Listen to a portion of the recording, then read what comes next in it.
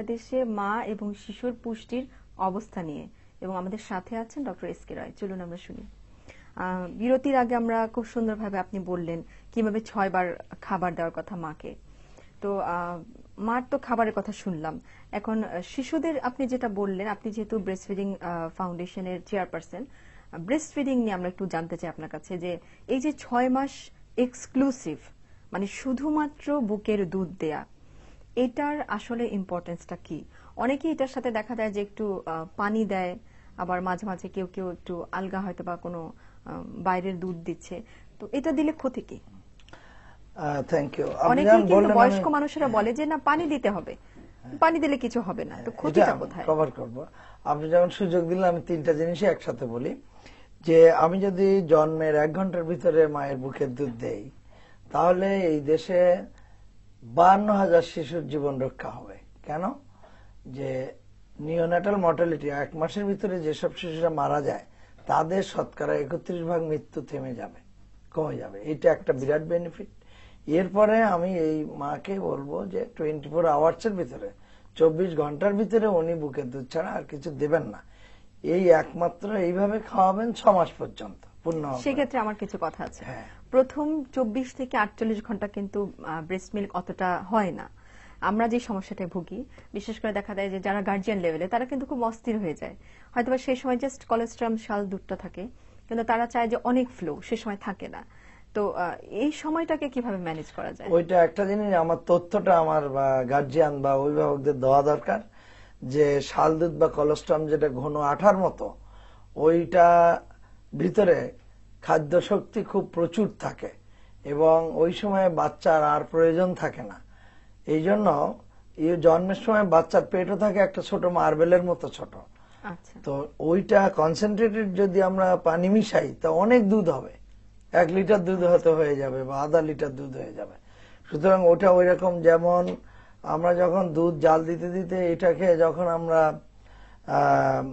ক্ষীর তৈরি করি, তখন যখন ঘন হয়ে আঠা হয়ে যায়, তো দেখা যায় যে কতটা দুধ থেকে কতটুকু হলো, ঠিক এটা এরকমই।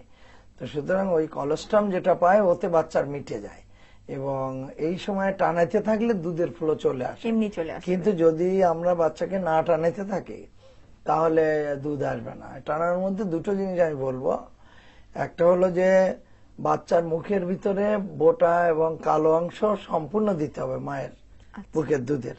কালো অংশটা না দিলে দুধটা টানতে পারবে না। মাড়ি দিয়ে বাচ্চা ঠিকই চাপ দেবে এবং দুধ চলে আসবে, কিন্তু কালো অংশটা না গেলে বোটাটার ভিতরে ঘা হয়ে যাবে এবং দুধ খেতে পারবে না।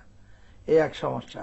আর 2 নম্বর হচ্ছে যতবার টানানো হবে ততবার দুধ আসবে, তত দুধ আসবে। এই জন্য সাকলিংটা একটা খুব গুরুত্বপূর্ণ জিনিস। কোন ক্ষেত্রে মা বলে আমার দুধ হচ্ছে না, অর্থাৎ পজিশন অ্যাটাচমেন্টটা ঠিক নেই আর বাচ্চাকে ভালো করে ধরা হচ্ছে না। বাচ্চাকে খুব সাপোর্ট দিয়ে ধরতে হবে যেন আরামে থাকতে পারে এবং মায়ের চোখের দিকে তাকায়, মুখের দিকে বাচ্চার চোখ থাকে, গায়ে গায়ে লাগে। এগুলো কতগুলো জিনিস ইম্পর্টেন্ট আছে। সেই সঙ্গে এটা বলবো, যদি আপনি 6 মাস কেবলমাত্র বুকের দুধ দেন তাহলে 13% শিশু মৃত্যু কমে।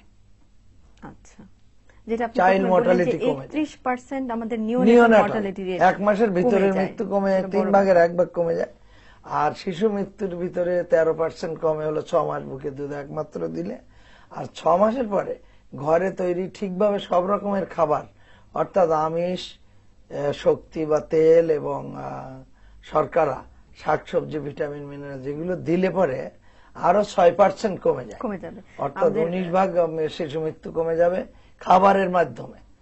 একজন দর্শক লাইনে আছে, কথা বলছি। হ্যালো। হ্যালো, জি, কে বলছেন? হ্যাঁ, আমি ঢাকা জজকোর্ট থেকে শম্পা।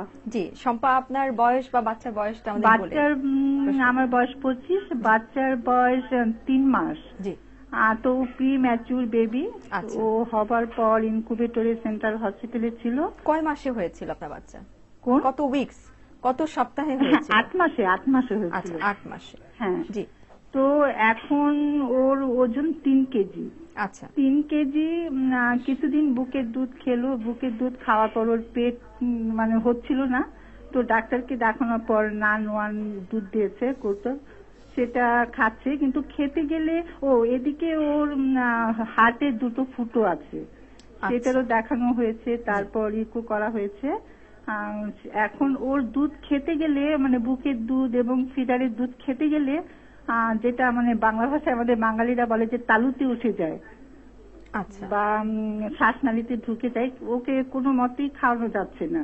আচ্ছা, আর ও খেতে গেলে খুব অস্থিরতা করে। একটা কথা জানতে চাচ্ছি, আপনি বলেছেন যে আপনার বাচ্চার হার্টে দুটো ফুটো আছে, হ্যাঁ, সেটা কি হ্যাঁ। চিকিৎসা করানো হয়েছে? হ্যাঁ হ্যাঁ, চিকিৎসা হয়েছে, তো আপাতত এখন বন্ধ আছে, ওটা ওষুধ বন্ধ আছে। বলছে যে ওর ওজন বাড়লে এটা আবার পরে দেখা যাবে। হ্যাঁ, আচ্ছা 3 ঠিক মাস আছে, পর বলছে যে আবার ওষুধ দিবে, ওর স্বাস্থ্যটা একটু ভালো হোক তারপর আবার দিবে, ইকো করে আবার ওষুধটা দিবে। ঠিক আছে, কিন্তু ধন্যবাদ। ওকে আমরা আমার চেষ্টা এখন করছি আপনার উত্তর একটাই দিতে। ভয় হচ্ছে যে ও খেতে গেলেই তালুতে ওর উঠে যায়, আপনি যেটা বললেন। শ্বাসনালীতে ঢুকে যায়, আর যখন ও কান্না করবে ও মানে একসঙ্গে শ্বাস নিবি না, একদম হা করে কান্না করতে থাকে।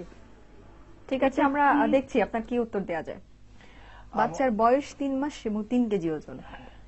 হ্যাঁ, 3 মাসে অন্তত এর ওজন হওয়ার কথা 6.23 এরকম কেজি। তো ও জানাই যাচ্ছে যে প্রিমেচিওর, কিন্তু দেখা যাচ্ছে যেসব বাচ্চা আগে জন্মায় তারা কিন্তু জন্মানোর পরে আবার ক্যাচ আপ গ্রোথ হয়ে যায়। হ্যাঁ, যেসব বাচ্চা হয়তো ঠিক টাইমে জন্মায় কিন্তু ভিতরে মায়ের পেটে থাকতে পারে না, ওদের নিয়ে পরে সমস্যা হয়। তো এই বাচ্চা তো ওভাবে সমস্যা হওয়ার কথা ছিল না, কথা না। তবে এখন যেটা মনে হচ্ছে যে বাচ্চা ওজন বাড়ছে, কারণ যথেষ্ট পরিমাণে এনার্জি প্রোটিন ফিডিং ওর হচ্ছে না। এবং এই ধরনের বাচ্চা যারা একসাথে খেতে গেলে তালুতে উঠে যায় বা বমি করে বা বিষম খায়, তাদের জন্য নিয়ম হলো যে অল্প পরিমাণে ফিডিং দিতে হবে দুধে। আর বাইরের যে দুধটা দেওয়া হয়েছে সে দুধটাই হয়তো আপনার মায়েরও সাফারিং এর কারণ হবে, বাচ্চারও সাফারিং এর কারণ হবে। ওটা না দিয়ে মায়ের দুধে পুনরায় ওকে আবার আনতে হবে। যেমন এক্সপ্রেস ব্রেস্ট মিল্ক যদি করা হয়, দুধ টেনে টেনে গেলে গেলে যদি রেগুলার বাচ্চাকে খাওয়ানো হয় তাহলে কিন্তু বাচ্চার হবে ভালো, এবং সেইটা অল্প অ্যামাউন্ট ফ্রিকোয়েন্টলি খাওয়াতে হবে। আচ্ছা, সেক্ষেত্রে যেটা আমি বলতে চাচ্ছিলাম যে এই যে মা যেমন ফোন করে বললেন, আমরা এখানে একটা ম্যালনিউরিশড চাইল্ডের ছবি দেখছি যে বাচ্চার পেট ভরে না। এটা কিন্তু বেশিরভাগ মার একটা কমপ্লেন যে আমার বাচ্চার পেট ভরে না। তো এই পেট ভরাটাকে কিভাবে ডিফাইন করেন? এটা একটা সোজা আইন আছে যে কোন বাচ্চা যদি 6 বার প্রস্রাব করে তাহলে বুঝতে হবে তার যথেষ্ট পরিমাণে বুকের দুধ তার হচ্ছে।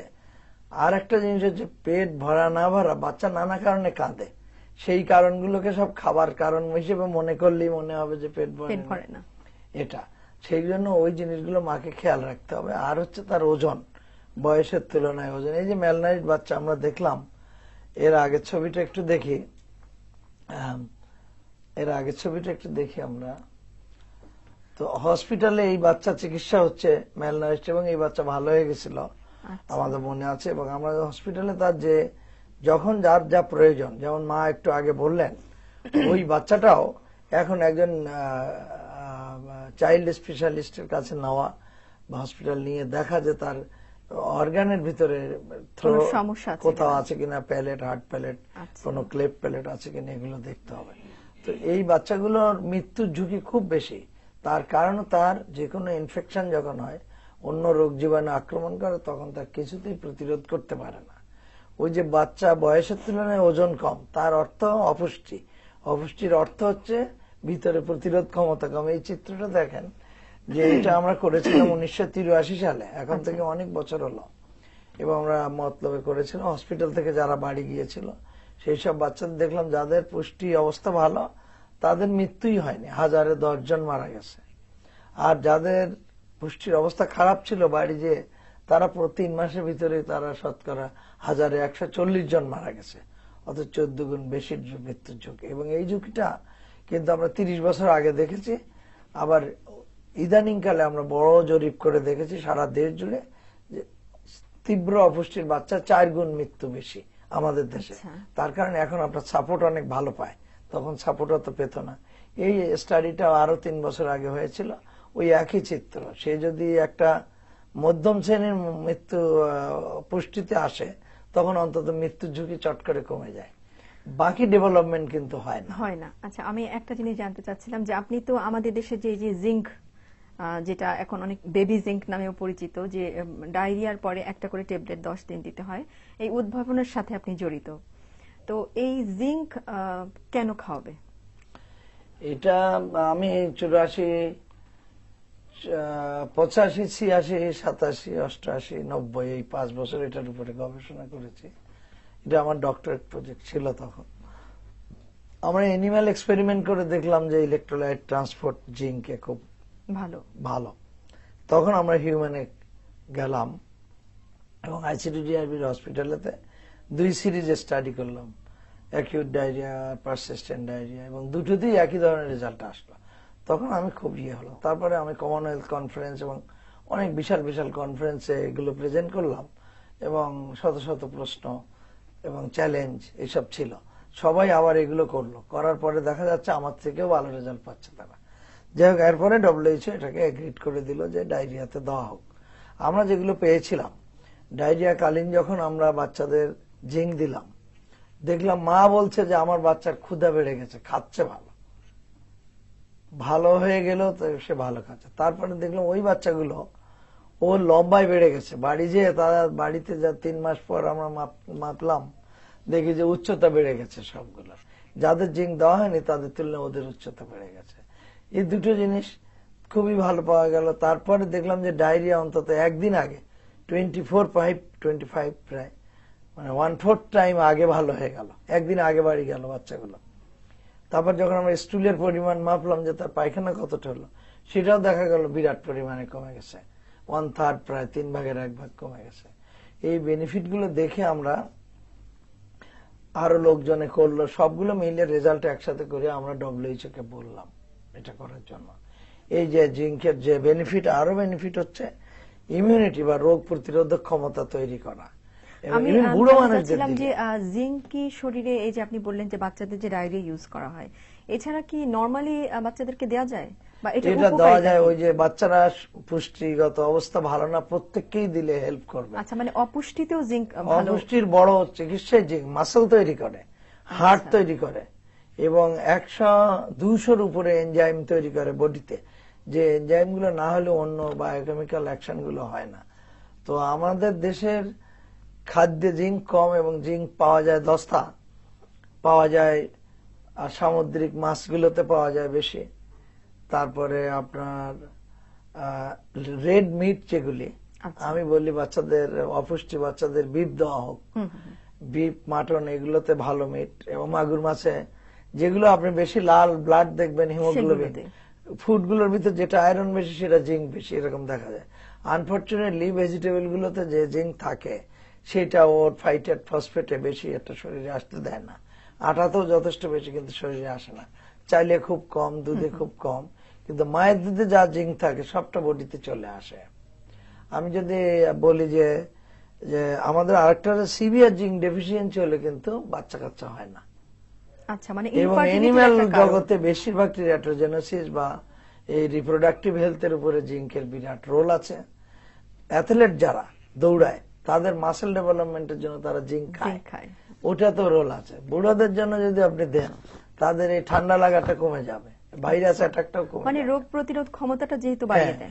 আচ্ছা, আমরা প্রায় শেষের দিকে চলে আসছি। আপনার কাছে জানতে চাচ্ছিলাম, এই যে পুষ্টির অবস্থা সম্পর্কে জানলাম, অবস্থান সম্পর্কেও জানলাম, তো এটা প্রতিরোধ করার কিভাবে আমরা এই অপুষ্টিটা প্রতিরোধ করতে পারি মা এবং শিশু ক্ষেত্রে, আমাদেরকে একটু সংক্ষেপে বলুন। সেখানে আমরা বলবো যে জন্ম থেকে আমরা যদি একটা লাইফ সাইকেল দেখি, তাহলে আমাদের প্রত্যেকটা স্টেজেই যেটা করা উচিত, ফুড সিকিউরিটি, খাদ্যের সম্পূর্ণ নিরাপত্তা, অর্থাৎ আমিষ, শক্তি এবং শর্করা, ভিটামিন, মিনারেল, এই 5টা যে জিনিস আছে এগুলো পূর্ণ মাত্রায় তাদের দিতে হবে।